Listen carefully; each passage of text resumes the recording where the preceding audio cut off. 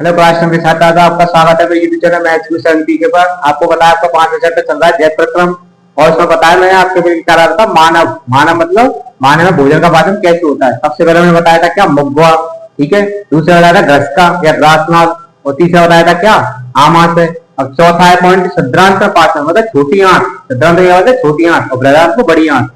तो सद्रांत पाचन कैसे होगा, इसमें क्या ध्यान रखना है आपको कि आमाशय से, अब आमाशय में आगे तीसरी कंडीशन, आमाशय से भोजन कहाँ जाएगा? सद्रांत प्रवेश करता है। यह अवरोधनी पेशी द्वारा नियंत्रित होता है। एक अवरोधनी पेशी होती है आमाशय जस्ट नीचे, ठीक है, उसके द्वारा क्या नियंत्रित किया जाता है। ये सबसे बढ़िया कुंडली संरचना है। कुंडली संरचना आपने देखा होगा, कल चित्र बनाया था ऐसे ऐसे ऐसे करके ऐसे, तो ये क्या कुंडली संरचना होगी ऐसे, ठीक है।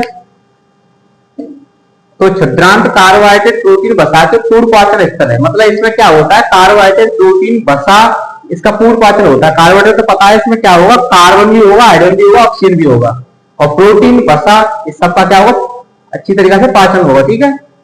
यहाँ यकृत का पित्रस अग्नाशय का स्राव, छोटी आंत का स्राव इसमें होता है, ठीक है। अब यकृत के बारे में बात करते हैं। ये क्या शरीर की सबसे बड़ी ग्रंथि है, पेपर में आता है इंपोर्टेंट लाइन, ध्यान रखना। शरीर की सबसे बड़ी ग्रंथि क्या है? यकृत। पेपर में बार बार आ गया है, खालिस्तानी रह रखा है। मानव शरीर की सबसे बड़ी ग्रंथि कौन सी होती है? यकृत, ठीक है। यकृत से पित्तरस स्रावित होता है, जिसमें पित्त लवण होता है। यकृत से क्या है? पित्तरस निकलेगा, इसमें क्या पित्त लवण पाया जाएगा। यह आहारनाल में भोजन के साथ वसा का पाचन करता है। ये क्या है, जो आहारनाल होता है उसमें भोजन का पाचन करने में सहायक होता है, ठीक है। उसमें जो वसा होती है उसका पाचन करता है। फिर है अग्नाशय। अग्नाशय क्या होती है? इसको इंग्लिश में बोलते हैं पैंक्रियाज।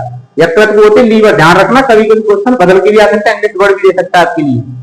तो ये अंतस्रावी ग्रंथि व ग्रंथि दोनों है। अंतस्रावी ग्रंथि और ग्रंथि दोनों काम करती है। अग्नाशय से निकलने वाला पाचग्रस्त एंजाइम अग्नाशय ग्रस्त बनाता है, ठीक है। ये इसमें जो एंजाइम काम करते हैं, एंजाइम क्या होते हैं? देखो एंजाइम की मैं डेफिनेशन देखिए, वे जैव उत्प्रेरक जिनका उपयोग जटिल पदार्थों में खंडित करने के लिए जीव उसका उपयोग करती है, ठीक है। जो जटिल पदार्थ है उसको क्या टुकड़ों में बांट देते हैं, ठीक है, उसका फिर पाचन करते हैं। देखो एमिलेस है स्टार्च का पाचन करता है। ट्रिप्सिन है प्रोटीन का पाचन करता है। लाइपेज है वसा का पाचन करता है। याद रखना है, पेपर में आता है बार बार। ट्रिप्सिन के बारे में जाना जाता है, ट्रिप्सिन के बारे में पूछता है वो, ट्रिप्सिन किसका पाचन करता है? तो किसका करता है? प्रोटीन का। अब है छिद्रांत का स्राव, तीसरा पॉइंट है इसमें छिद्रांत पाचन में लास्ट पॉइंट है छिद्रांत का स्राव, ठीक है। तो इसमें छिद्रांत की क्या भित्ति से आंत रस का स्राव होता है, जो अपचा भोजन कार्बोहाइड्रेट प्रोटीन वसा का पूर्ण रूप से पाचन करता है, और जटिल कार्बोहाइड्रेट को ग्लूकोज में बदल देगा, प्रोटीन को एमिलोज में बदल देगा, और वसा को वसा में ग्लिसरॉल में बदल देगा, ठीक है। जिससे क्या भोजन का पाचन हो जाता है। और इसकी आगे क्या आएगा? बृहदांत में पाचन, ठीक है। बृहदांत में जाएगा इसका भोजन, ठीक है ना। उसको मैं कल कराऊंगा नेक्स्ट क्लास में।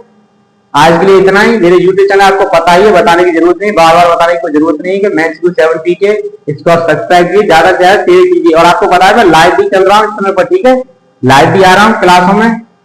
तो ध्यान रखना है, वहां पर क्या है मैथ चल रही है, यहाँ पर साइंस चल रही है, आपके दोनों टॉपिक चल रही है। तो आपको ढंग से पढ़ाई करनी है। आपके बोर्ड एग्जाम 2026-27 के लिए ये क्लासेस चल रही है, इनसे बाहर नहीं जाएगा। मैं बार बार कह रहा हूँ, इनसे बाहर कुछ भी नहीं जाएगा मैं सर। धन्यवाद।